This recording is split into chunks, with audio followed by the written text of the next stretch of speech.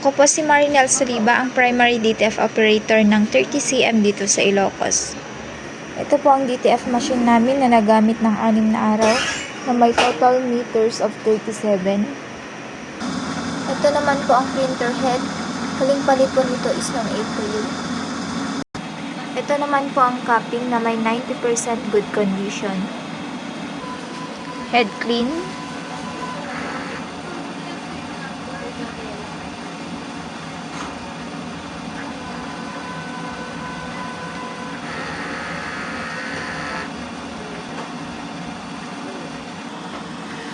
Nozzle check.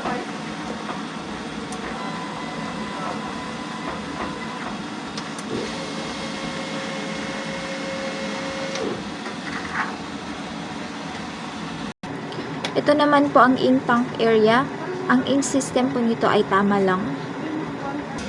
Ito naman po ang ground wire, waste tank, and EVR. Ito naman po ang stocks namin sa used ink and used powder. Unused ink and unused powder. DTF film, DTF cleaning solution, and DTF white ink. Ito naman po ang DTF maintenance checklist for the month of September. DTF consumable monitoring. Ito po ang records ng DTF powder and DTF white for the month of September.